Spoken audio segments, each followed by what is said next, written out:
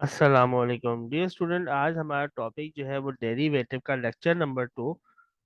जिसमें हम लोग डिस्कस करेंगे कि चेन रूल और वेरिएबल और कांस्टेंट और कोफिशिएंट में क्या डिफरेंस है। चेन रूल पढ़ने से पहले हम लोग डेरिवेटिव के इस कॉन्सेप्ट पे चलते हैं कि अगर फॉर एग्जांपल हमें y equal to X square given है और हमसे कहा जा रहा है कि फाइंड करें D Y upon D x. तो इस क्वेश्चन में जो फाइंड करना है D Y upon D x, तो वाई भी और एक्स दो अलग अलग वेरिएबल है। अब इन वेरिएबल्स को जरा समझ ले कि वाई आपके पास, क्योंकि क्वेश्चन में वाई जो है वो डिपेंड कर रहा है एक्स के ऊपर, तो वाई आपके पास डिपेंडेंट वेरिएबल है और एक्स आपके पास इंडिपेंडेंट वेरिएबल है। तो इस क्वेश्चन में दोनों वेरिएबल कंसिडर किए जाएंगे क्योंकि वाई डिपेंड कर रहा है एक्स के ऊपर। तो आप लोग जब डेरिवेटिव फाइंड करेंगे, इसका डिफरेंशिएट करेंगे विद रिस्पेक्ट टू एक्स, तो आपका जो आंसर आ जाएगा D Y upon D X. Power को आपने पहले लिखना है और पावर में से 1 माइनस करना है, तो आपका आंसर आ जाएगा 2x। ये आपका आंसर है। अगर आप इसी क्वेश्चन में for example y equal to A P X, आपसे कहा जाए कि find D Y upon D x और लिखा होगा ए पी एक्स। अब देखिए, वैसे तो अगर मैथमेटिकली हम आपसे डिस्कस करें तो 5 जो है, 6 जो है, नंबर जो है, ये आपके पास क्या कहलाते हैं बेटा? कांस्टेंट कहलाते हैं।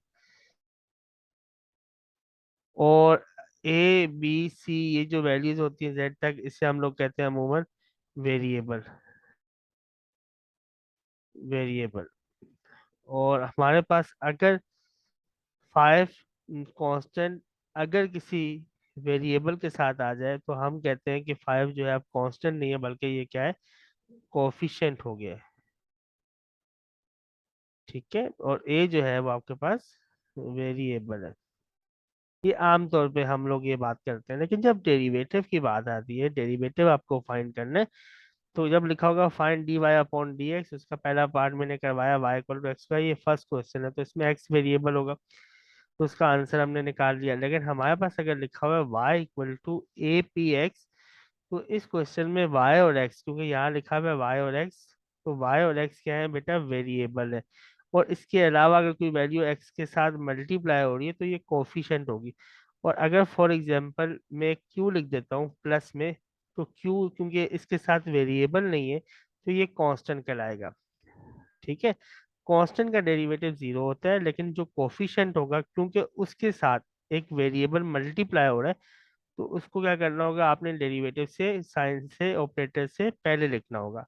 यानी डिफरेंशिएट जब हम करेंगे विद रिस्पेक्ट टू एक्स, जब हम लिख भी रहे हैं कि हम रिस्पेक्ट क्या कर रहे हैं? एक्स की रिस्पेक्ट करेंगे, D Y upon D X. Y यहाँ पे ए और पी क्योंकि एक्स से मल्टीप्लाई हो रहा है, ये कोफिशिएंट हो जाएगा और डेरिवेटिव हो जाएगा एक्स का। और D upon D x of Q हो जाएगा। अब यहाँ पर हमने ए बी को पहले क्यों लिखा? क्योंकि ये कोफिशिएंट है। क्यों कोफिशिएंट है? क्योंकि ये वेरिएबल से मल्टीप्लाई हो रहे हैं। और ये क्यों डेरिवेटिव के बाद क्यों लिखा? क्योंकि ये कांस्टेंट है। क्यों कांस्टेंट है? क्योंकि ये नंबर में एक्स भी नहीं है और ये नंबर एक्स खुद भी नहीं है, क्योंकि वेरिएबल वाई और एक्स थे। और इस क्वेश्चन में ये क्यू जो है वो कांस्टेंट बन गया। A p as it is आएगा बेटा, और एक्स का डेरिवेटिव आ जाएगा 1।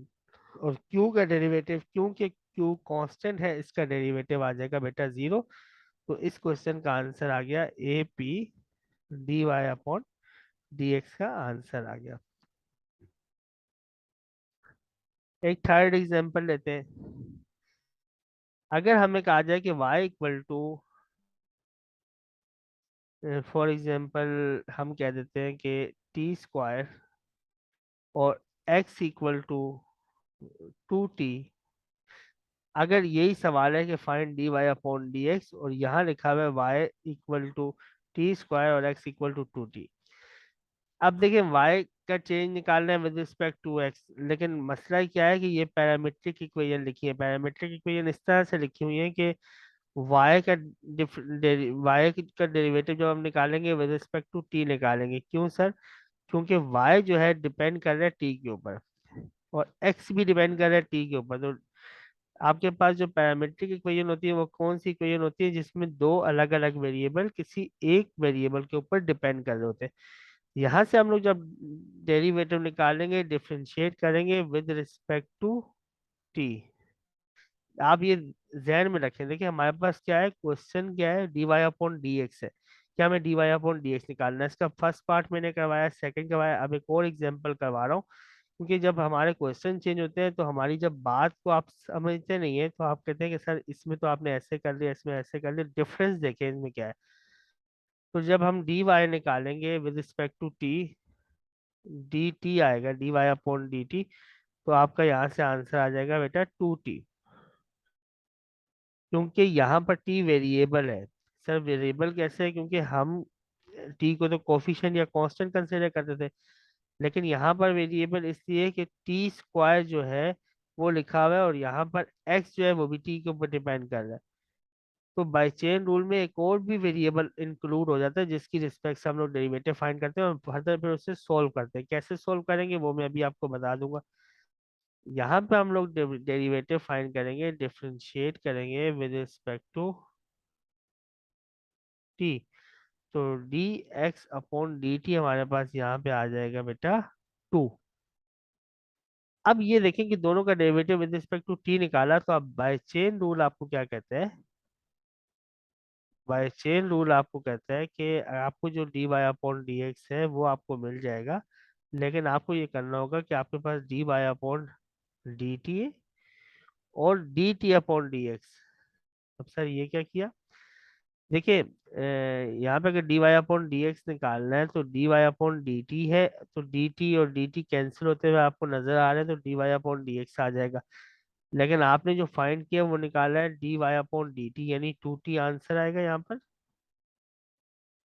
Multiply d t upon D x. तो इसका रेसिप्रोकल लेना पड़ेगा। क्यों? क्योंकि आपने फाइंड किया D x upon d t, यानी 1/2 हो जाएगा, 1/2, जिससे 2 से 2 कैंसिल होके आपका आंसर आ जाएगा बेटा टी। मुझे उम्मीद है कि आपको ये बात समझ में आ गई होगी। ठीक है। फॉर एग्जाम्पल एक और एग्जाम्पल ले लेते हैं। देखिए y equal to p q x square plus 2h²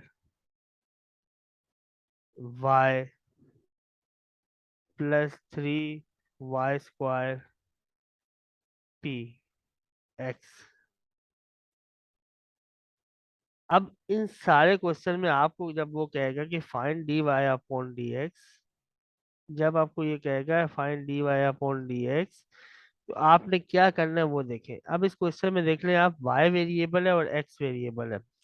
जब y और x वेरिएबल है तो डिफरेंशिएट करेंगे आप लोग, डेरिवेटिव निकालेंगे विद रिस्पेक्ट टू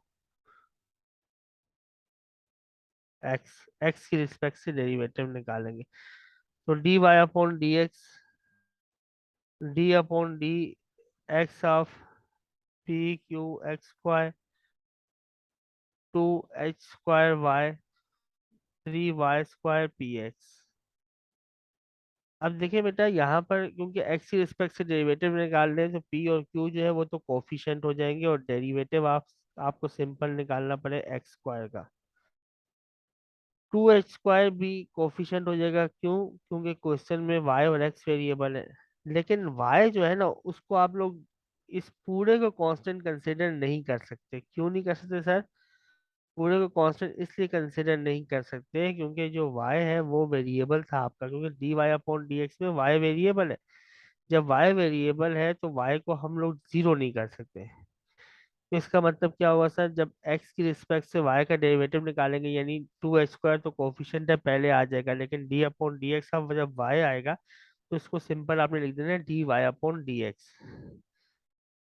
फिर आपके पास लिखा हुआ है 3y² पी एक्स। देखिए बेटा अब 3p पहले आ जाएगा क्योंकि 3 और p दोनों कोफिशिएंट है। अब y² और x² दोनों वेरिएबल है, तो अब यहाँ पे आप इसको u इंटू वी के फार्मूले से सोल्व करेंगे, क्योंकि y भी वेरिएबल है और x भी वेरिएबल है। कैसे सोल्व होगा वो अब नेक्स्ट स्टेप में हम करके दिखा देते हैं बेटा। एक्स स्क्वायर का डेरिवेटिव हो जाएगा 2x, 2h स्क्वायर, और y का तो सिंपल हो जाएगा dy/dx, 3p। u into v का फार्मूला लास्ट लेक्चर के अंदर मैंने डिस्कस किया। फार्मूला कहता है v एज इट इज, यानी u एज इट इज, यानी पहली वैल्यू को आपने ऐसे ही लिखना है और डेरिवेटिव आप दूसरी वैल्यू लेनी है, और दूसरी वैल्यू को वैसे ही लिखेंगे, फिर डेरिवेटिव लेंगे पहली वैल्यू का। तो ये आ जाएगा बेटा 2p/q(x) प्लस 2h² dy/dx। तो ये आ जाएगा 3p। मैं एक स्टेप बढ़ा देता हूँ, y² x का डेरिवेटिव होता है बेटा 1, और x वैसे ही आ जाएगा बेटा y² है। y² का मतलब हो जाएगा पावर पहले, पावर में से 1 माइनस, ये क्या होता है बेटा बेस का डेरिवेटिव, सॉरी पावर का डेरिवेटिव, पावर पहले, पावर में से 1 माइनस, और फिर आपको करना होगा बेटा बेस का डेरिवेटिव। बेस इसकी क्या है, y है, क्योंकि पावर बेस रूल आपको पता है कि सबसे पहले हम पावर का डेरिवेटिव, फिर बेस का डेरिवेटिव, और फिर एंगल का डेरिवेटिव लेते हैं अलजेब्रिक फंक्शन के अंदर और ट्रिग्नोमेट्रिक के अंदर। बेटा ये हो जाएगा 2p/q(x), 2h² dy/dx, और ये बन जाएगा बेटा 3py², और ये बन जाएगा बेटा 3px, और ये 2 मल्टीप्लाई हो रहा है 2y और dy/dx। मल्टीप्लाई भी कर सकता था, नेक्स्ट स्टेप में मैं कर लेता हूँ। देखिए बेटा होता क्या है कि हमें जो dy/dx है वो फाइंड करना है। तो dy/dx देखिए इस साइड भी लिखा हुआ है dy/dx, ये भी dy/dx है, ये भी dy/dx है, तीनों dy/dx को हम लेफ्ट हैंड साइड पे ले जाएंगे। तो क्या हो जाएगा बेटा, देख लेते हैं dy/dx, और फिर क्या हो जाएगा देखें, बैक करते हैं, 2h² dy/dx, 2h² dy/dx। अब देखें ये हो जाएगा माइनस, क्योंकि आप लेफ्ट साइड पे जब इसे लाएंगे तो ये हो जाएगा बेटा माइनस हो जाएगा, और ये लिखा हुआ है 2 3 6 pxy -6 x py dy/dx, और इक्वल टू आपके पास जो लेफ्ट साइड में क्या रह जाएगा, 2p/q(x) और 3py²। 2p/q(x), 2p/q(x) plus 3py², 3py², हमने इसको शिफ्ट कर दिया आगे की तरफ। अब बेटा क्या होगा कि देखिए यहाँ पर dy/dx तीनों वैल्यूज के अंदर कॉमन है। जब dy/dx निकालेंगे कॉमन, तो 1 -2h² -6 x dy/dx कॉमन आ गया, 2p/q(x) प्लस 3py²।